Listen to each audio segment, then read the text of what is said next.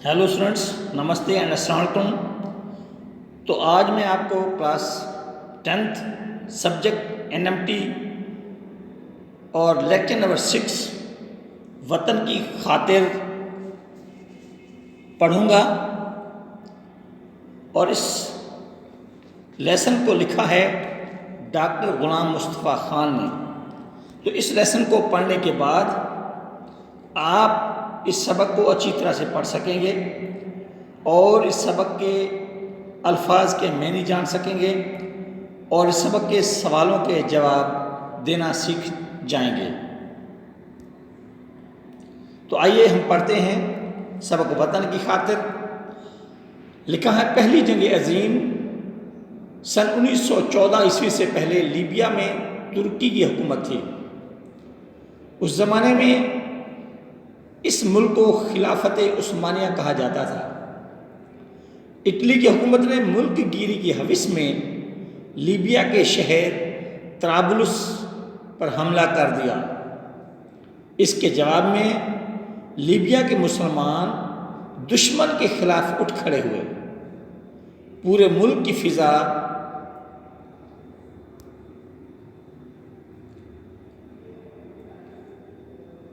इन नारों से गूंज उठी, वतन की मोहब्बत ईमान का जुज़्व है,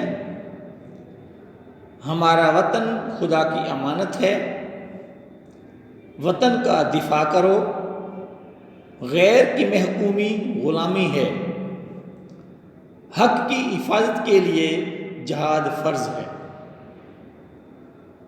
हक़ के लिए जान देना शहादत है, शहादत से हमेशा की ज़िंदगी मिलती है। इन नारों ने पूरे मुल्क में जहाद के लिए वलवला पैदा कर दिया। दूर दूर से अरबों के कबीले आ आकर जमा होने लगे। इनमें मर्दों के अलावा ख़वातीन भी थीं।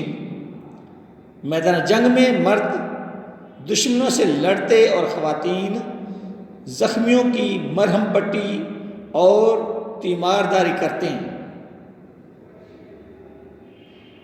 इन ख़वातीन के साथ एक बच्ची फातिमा बिन्त अब्दुल्ला भी थी। उसने ज़ख्मियों को पानी पिलाने की जिम्मेदारी कबूल की थी। एक दिन जंग ज़ोरों पर थी। मशीन गनों से गोलियों की बारिश हो रही थी। तोपें आग उगल रही थीं। जगह जगह लाशें पड़ी हुई थीं। मुजाहिदीन बड़ी बेजिगरी से लड़ रहे थे। फातिमा के कंधे पर मश्क और हाथ में प्याला था। जो मुजाहिद जख्म खाकर गिरता, ये बच्ची बिजली की तरह लपक कर उसके पास पहुंचती और अपने नन्हे हाथों से पानी पिलाती। एक तुर्क अफसर ने जो उसे देखा तो चीख कर कहा, ओ बच्ची निकल जा, जानते बूझते मौत के मुंह में जा रही है, देखती नहीं गोलियों की बारिश हो रही है। फातिमा ने कहा, मेरे वतन की हिफाजत करने वाले मुजाहिद जख्मी हो रहे हैं, उनके हल्क प्यासे खुश्क हो रहे हैं, उन्हें पानी पिलाना मेरा फ़र्ज़ है। मैं अपना फ़र्ज़ छोड़कर नहीं जा सकती, मैं मौत से नहीं डरती। ये कहकर वो नज़रों से गायब हो गई। शाम होने को थी, लेकिन जंग का जोर नहीं टूटा था। मौका पाते ही मुजाहिदीन दुश्मन की फौज में घुस पड़े और उनकी सफ़ें उलट कर रख दी। ज़ख्मी मुजाहिद ज़मीन पर पड़े हुए थे। वहाँ फातिमा नामालूम किस तरह पहुँच गई। वो ज़ख्मी मुजाहिदों को पानी पिलाने की धुन में थी। उसने एक ज़ख्मी के मुंह में पानी की मश्क लगा दी। उसके हल्क से अभी تھوڑا سا پانی بھی نہیں اترا تھا کہ ایک دشمن نے اس کی چادر پکڑ لی۔ فاطمہ نے چھڑانی چاہی لیکن وہ چھڑا نہ سکے۔ پاس ہی ایک زخمی مجاہد کی تلوار پڑی ہوئی تھی، اس نے تلوار اٹھا کر دشمن کے دائیں ہاتھ پر بھرپور وار کیا جس سے وہ کٹ گیا۔ بچی کی چادر تو چھوٹ گئی مگر اتنے میں ایک دوسرے دشمن نے اس پر وار کر دیا جس سے وہ شدید زخمی ہو گئی۔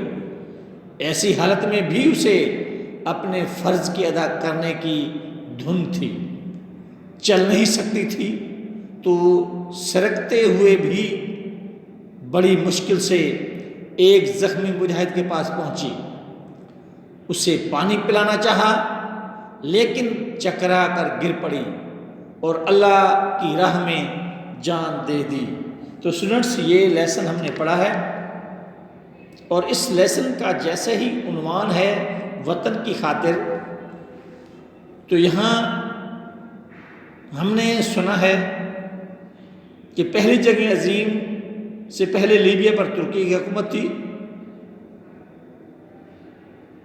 اور اٹلی کی حکومت نے ملک گیری کی حوث میں لیبیا کے شہر طرابلس پر حملہ کر دیا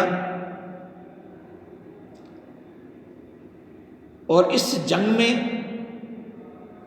ایک بچی جس کا نام فاطمہ بنت عبداللہ ہے، اس نے ذمہ داری اٹھائی تھی کہ وہ زخمیوں کی مرہم پٹی اور تیمارداری کریں گی۔ تو اسٹوڈنٹس، اس نے بڑی وفاداری سے، بڑی بے جگری سے اور بڑی دلری سے ان کی مرہم پٹی کی اور ان کو پانی پلایا، یہاں تک کہ پانی پلاتے پلاتے وہ خود شہید ہو گئی۔ تو اس لیسن سے ہم یہ سیکھتے ہیں کہ عزیزو، ہمیں اپنے وطن کے لیے جان دینی چاہیے، ہمیں اپنے وطن کی بقا کے لیے ہر ممکن کوشش کرنی چاہیے۔ ہمیں اس چھوٹی سی بچی نے بہت بڑا میسج دیا ہے کہ ہم اپنے وطن کی خاطر ہر وہ قربانی جو اس وطن کے لیے دی جائے اسے گریز نہ کریں بلکہ دلیری سے اس کو نبھائیں۔ تو اسٹوڈنٹس، یہ لیسن اور ابھی اس لیسن میں جو نئے الفاظ آئے ہیں ان کے معنی بتاؤں گا۔ ملک گیری کا مطلب ہے ملک حاصل کرنا، حوث کا مطلب ہے لالچ، دفاع کا مطلب ہے بچاؤ، محکومی کا مطلب ہے حکومت کرنا، ولولہ کا مطلب ہے جوش، تیمارداری کا مطلب ہے دیکھ بھال کرنا، بے جگری دلیری کے ساتھ، دھن کا مطلب ہے لگن شوق، وار کا مطلب ہے حملہ اور سرکتے کھسکتے۔ Thank you, have a nice day.